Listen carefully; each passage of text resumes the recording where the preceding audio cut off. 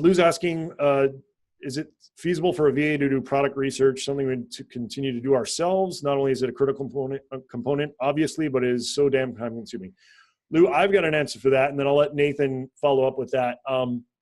For me personally, I have let VAs source for me, but the thing that you have to realize is, once again, you have to have a really tight set of criteria unless they're an expert. If they're an expert, then sure, if they've got a proven track record of, they can say, hey, I've owned my Amazon business and here's a product and I sold this much, somebody like Amy who's got, has a track record, then I would feel pretty confident to just say, hey, go find me some good stuff. But if not, if you've got a way of doing it for yourself or your business that's successful, then you're going to want to, pass that along. Now, the danger with that, and Nathan, I also wanted to ask you about this, because me personally, we have a lot of trade secrets. And for me, I'm pretty lenient about the data I share and the stuff that I give access to and stuff like that, because I'm a Tony Robbins fan and I'm like, the universe is going to take care of me.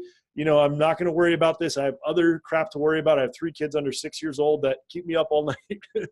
I'm like, I've got all this other stuff going on. I don't have time to worry, trying to get worry out of my life because it's a useless thing, So do you have any, follow up first. Sorry, I kind of gave you 2 questions there.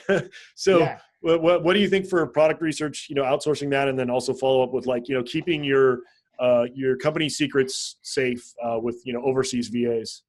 Yeah. So we all want to get to a point in our business where we do nothing, right? We get an email every day with how much money we made and that's it. But a more realistic place that most of us are at is you got to figure out what is your core competency. What are you the best at? And you should be spending the most part of your time doing that. If you're the best at sourcing, that should be one of the last things you get off your plate. Hire really good listers, hire really good PPC people.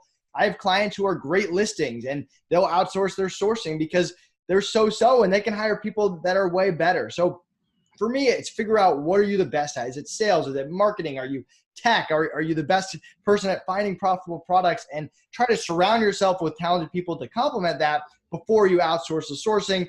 Sourcing is one of those things that there's very rarely you're in that mid-level. You either don't know how to source and you're hiring an expert level to come in and create a process and do it at a higher level than you, or like you said, you have a system that you've gotten to the point where it can just be followed and you can pass that off your plate. So that's kind of my mentality.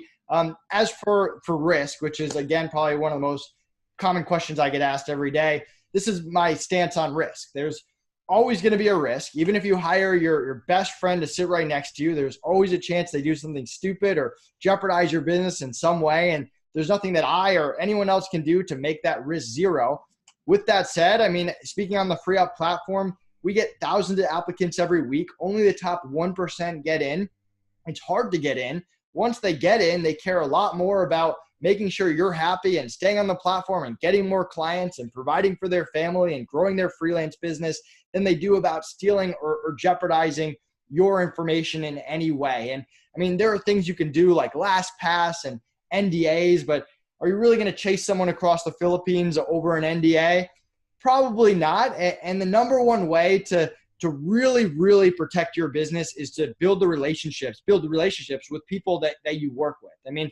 I've had people that I've fired who have quit on me, and I didn't want to hurt them. They didn't want to hurt me. They didn't try to screw me over in some way. And that's kind of my mentality. If you build strong relationships with people, the rest kind of takes care of itself.